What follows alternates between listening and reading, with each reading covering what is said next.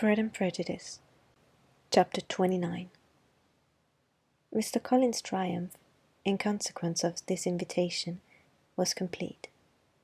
The power of displaying the grandeur of his patroness to his wondering visitors, and of letting them see her civility towards himself and his wife, was exactly what he had wished for, and that an opportunity of doing it should be given so soon was such an instance of Lady Catherine's condescension as he knew not how to admire enough. "I confess," said he, "that I should not have been at all surprised by her ladyship's asking us on Sunday to drink tea and spend the evening at Rosings. I rather expected, from my knowledge of her affability, that it would happen. But who could have foreseen such an attention as this? Who could have imagined that we should receive an invitation to dine there, an invitation moreover including the whole party, so immediately after your arrival?" "I am the less surprised at what has happened," replied Sir William, "from that knowledge of what the manners of the great really are, which my situation in life has allowed me to acquire. About the court, such instances of elegant breeding are not uncommon." Scarcely anything was talked of the whole day or the next morning but their visit to Rosings. Mr. Collins was carefully instructing them in what they were to expect, that the sight of such rooms, so many servants, and so splendid a dinner might not wholly overpower them. When the ladies were separating for the toilet, he said to Elizabeth, "Do not make yourself uneasy, my dear cousin, about your apparel. Lady Catherine is far from requiring that elegant of dress in us which becomes herself and daughter. I would advise you merely to put on whatever of your clothes is superior to the rest. There is no occasion for anything more. Lady Catherine will not think the worse of you for being simply dressed. She likes to have the distinction of rank preserved." While they were dressing, he came 2 or 3 times to their different doors, to recommend their being quick, as Lady Catherine very much objected to be kept waiting for her dinner. Such formidable accounts of her ladyship and her manner of living quite frightened Maria Lucas, who had been little used to company, and she looked forward to her introduction at Rosings with as much apprehension as her father had done to his presentation at St. James. As the weather was fine, they had a pleasant walk of about half a mile across the park. Every park has its beauty and its prospects, and Elizabeth so much to be pleased with, though she could not be in such raptures as Mr. Collins expected the scene to inspire, and was but slightly affected by his enumeration of the windows in front of the house, and his relation of what the glazing altogether had originally cost Sir Lewis de Bourgh. When they ascended the steps to the hall, Maria's alarm was every moment increasing, and even Sir William did not look perfectly calm. Elizabeth's courage did not fail her. She had heard nothing of Lady Catherine that spoke her awful from any extraordinary talents or miraculous virtue, and the mere stateliness of money and rank she thought she could witness without trepidation. From the entrance hall, of which Mr. Collins pointed out, with a rapturous air, the fine proportion and finished ornaments, they followed the servants through an antechamber to the room where Lady Catherine, her daughter, and Mrs. Jenkinson were sitting. Her ladyship, with great condescension, arose to receive them, and as Mrs. Collins had settled it with her husband that the office of introduction should be hers, it was performed in a proper manner, without any of those apologies and thanks which he would have thought necessary. In spite of having been at St. James's, Sir William was so completely awed by the grandeur surrounding him, that he had but just courage enough to make a very low bow, and take his seat without saying a word, and his daughter frightened almost out of her senses, sat on the edge of a chair, not knowing which way to look.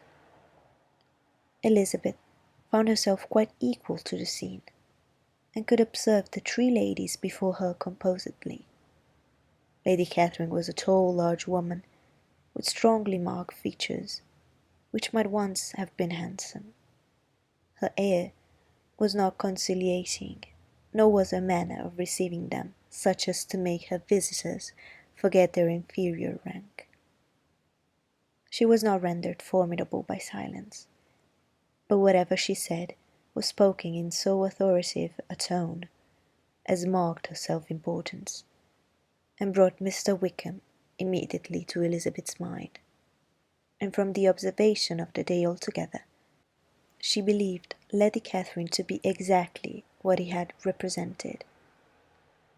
When after examining the mother, in whose countenance and deportment she soon found some resemblance of Mr. Darcy, she turned her eyes on the daughter, she could almost have joined in Maria's astonishment at her being so thin and so small. There was neither in figure nor face any likeness between the ladies. Miss de Bourgh was pale and sickly. Her features, though not plain, were insignificant, and she spoke very little, except in a low voice to Mrs. Jenkinson, in whose appearance there was nothing remarkable, and who was entirely engaged in listening to what she said, and placing a screen in the proper direction before her eyes. After sitting a few minutes, they were all sent to one of the windows to admire the view, Mr. Collins attending them to point out its beauties, and Lady Catherine kindly informing them that it was much better worth looking at it in the summer. The dinner was exceedingly handsome, and there were all the servants, and all the articles of plate in which Mr. Collins had promised, and as he had likewise foretold, he took his seat at the bottom of the table, by her ladyship's desire, and looked as if he felt that life could furnish nothing greater. He carved and ate and praised with delighted alacrity, and every dish was commended first by him, and then by Sir William, who was now enough recovered to echo whatever his son-in-law said, in a manner which Elizabeth wondered Lady Catherine could bear. But Lady Catherine seemed gratified by their excessive admiration, and gave most gracious smiles, especially when any dish on the table proved a novelty to them. The party did not supply much conversation. Elizabeth was ready to speak whenever there was an opening, but she was seated between Charlotte and Miss de Bourgh, the former of whom was engaged in listening to Lady Catherine, and the latter said not a word to her all dinner time. Mrs. Jenkinson was chiefly employed in watching how little Miss de Bourgh ate, pressing her to try some other dish, and fearing she was indisposed. Maria thought speaking out of the question, and the gentlemen did nothing but eat and admire. When the ladies returned to the drawing-room, there was little to be done but to hear Lady Catherine talk, which she did without any intermission till coffee came in, delivering her opinion on every subject in so decisive a manner as proved that she was not used to have her judgment controverted. She inquired into Charlotte's domestic concerns familiarly and minutely, and gave her a great deal of advice as to the management of them all, told her how everything ought to be regulated in so small a family as hers, and instructed her as to care of her cows and her poultry. Elizabeth found that nothing was beneath this great lady's attention, which could furnish her with an occasion of dictating to others. In the intervals of her discourse with Mrs. Collins, she addressed a variety of questions to Maria and Elizabeth, but especially to the latter, of whose connections she knew the least, and who, she observed to Mrs. Collins, was a very genteel, pretty kind of girl. She asked her at different times how many sisters she had, whether they were older or younger than herself, whether any of them were likely to be married, whether they were handsome, whether they had been educated, what carriage her father kept, and what had been her mother's maiden name. Elizabeth felt all the impertinence of her questions, but answered them very composedly. Lady Catherine then observed, "Your father's estate is entailed of Mr. Collins, I think. For your sake," turning to Charlotte, "I am glad of it, but otherwise I see no occasion for entailing estates from the female line. It was not necessary in Sir Lewis de Bourgh's family. Do you play and sing, Miss Bennet?" "A little." "Oh, then, some time or other we should be happy to hear you. Our instrument is a capital one, probably superior to— You should try it some day. Do your sisters play and sing?" "One of them does." "Why did not all of you learn? You ought to have learned. The Miss Webbs all play, and their father has not so good an income as yours. Do you draw?" "No, not at all." "What, none of you?" "Not one." "That is very strange, but I suppose you had no opportunity. Your mother should have taken you to town every spring for the benefit of masters." "My mother would have no objection, but my father hates London." "Has your governess left you?" "We never had any governess." "No governess? How was that possible? 5 daughters brought up at home without a governess? I never heard of such a thing. Your mother must have been quite a slave to your education." Elizabeth could hardly help smiling as she assured her that had not been the case. "Then who taught you? Who attended to you? Without a governess you must have been neglected." "Compared with some families, I believe we were. But such of us as wished to learn never wanted the means. We were always encouraged to read, and had all the masters that were necessary. Those who chose to be idle certainly might."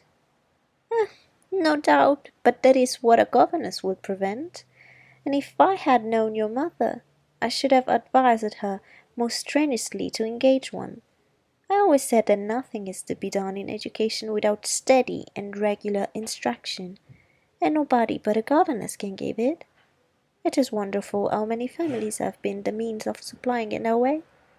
I am always glad to get a young person well placed out. 4 nieces of Mrs. Jenkinson are most delightfully situated through my means. And it was but the other day that I recommended another young person, who was merely accidental mention to me, and the family are quite delighted with her. Mrs. Collins, did I tell you of Lady Metcalfe's calling yesterday to thank me? She finds Miss Pope a treasure. 'Lady Catherine,' said she, 'you have given me a treasure. Are any of your younger sisters out, Miss Bennet?' "Yes, ma'am, all." "All? What? All 5 out of once? Very odd. And you only the second? The younger one's out before the elder are married. Your younger sisters must be very young." "Yes, my youngest is not 16. Perhaps she is full young to be much in company. But really, ma'am, I think it would be very hard upon younger sisters that they should not have their share of society and amusement, because the elder may not have the means of inclination to marry early. The last born has as good a right to the pleasures of youth as the first, and to be kept back on such a motive, I think it would not be very likely to promote sisterly affection or delicacy of mind." "Upon my word," said her ladyship, "you give your opinion very decidedly for so young a person. Pray, what is your age?"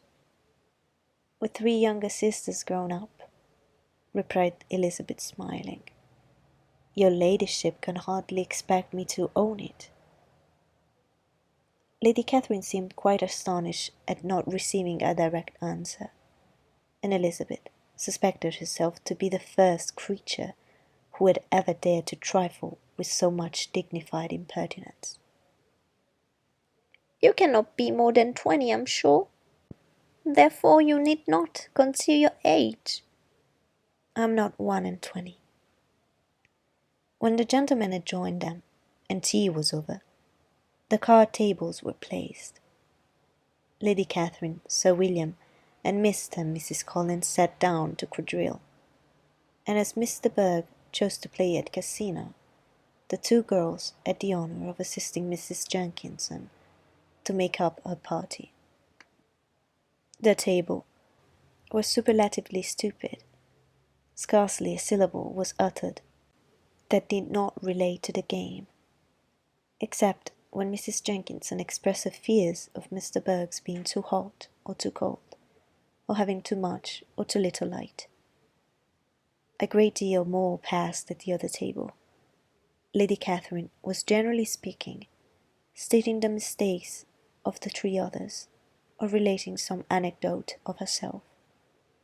Mr. Collins was employed in agreeing to everything her ladyship said, thanking her for every fish he won, and apologizing if he thought he won too many. Sir William did not say much. He was storing his memory with anecdotes and noble names. When Lady Catherine and her daughter had played as long as they chose, the tables were broken up. The carriage was offered to Mrs. Collins, gratefully accepted, and immediately ordered. The party then gathered round the fire to hear Lady Catherine determine what weather they were to have on the morrow. From these instructions they were summoned by the arrival of the coach, and with many speeches of thankfulness on Mr. Collins's side, and as many bows on Sister William's, they departed. As soon as they had driven from the door, Elizabeth was called on by her cousin to give her opinion of all that she had seen at Rosings, which, for Charlotte's sake, she made more favourable than it really was. But her commendation, though costing her some trouble, could by no means satisfy Mr. Collins, and he was very soon obliged to take her ladyship's praise into his own hands.